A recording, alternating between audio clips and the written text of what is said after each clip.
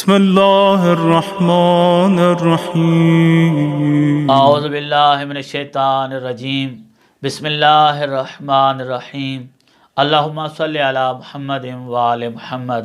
درود و سلام ہو محمد وآل محمد کی ذوات قدسیہ پر۔ مومنین کرام، آپ جہاں جہاں بھی آباد ہیں سلامت اور محفوظ رہیں۔ ماہ رجب المرجب کی آمد ہے، اور اس ماہ کی ابتدا ہی میں ہمیں اس کی ابتدا ایک ایسے فعل سے کرنی چاہیے کہ جس کی وجہ سے پورا ماہ ہمارا سلامتی رہے، ہمیں اس ماہ میں آنے والی تکلیفوں اور مصیبتوں سے وہ عمل بچائے۔ وہ کیا عمل ہے؟ وہ ہے صدقہ۔ اس ماہ کی ابتدا میں آپ صدقہ دیں۔ کتنا دینا ہے؟ کم از کم آپ نے 750 گرام، 3 پاؤ کہہ لیں، 3 پاؤ ایک مسکین یا فقیر کو آپ نے صدقہ دینا ہے، اناج دینا ہے، یا اس کو کھانا کھلا دینا ہے۔ آپ پورا ماہ آپ دیکھیں گے آپ کی سلامتی رہے گی، تکلیفوں، دکھوں اور پریشانیوں سے آپ محفوظ رہیں گے۔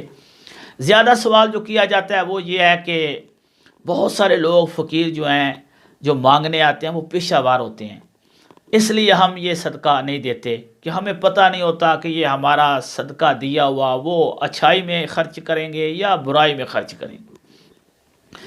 ضروری نہیں ہے فقیر آپ کو سڑک پہ ملے، بازار اور چوک میں ملے۔ اس کی تشخیص میں مومنین ایک بہت بڑا اشتباہ کرتے ہیں۔ فقیر شرعاً وہ ہوتا ہے جس کے پاس اپنا یا اپنے اہل و عیال کا سال بھر کا خرچہ نہ ہو، وہ شرعاً فقیر شمار ہوتا ہے۔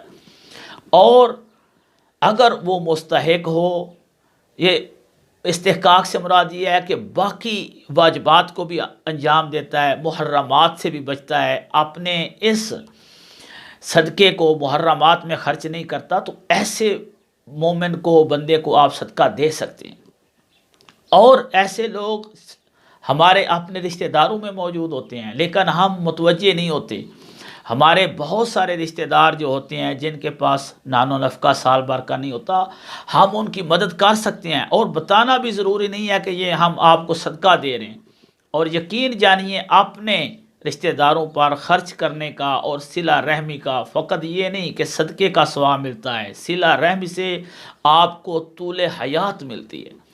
اور حیات بھی یہ نہیں کہ لمبی زندگی مل گئی مصیبتوں سے دوچار، نہ، طول حیات سلامتی والی حیات طیبہ نصیب ہوتی ہے۔ سب سے پہلا عمل یہ ضرور کیجئے گا۔ والسلام علیکم ورحمۃ اللہ وبرکاتہ۔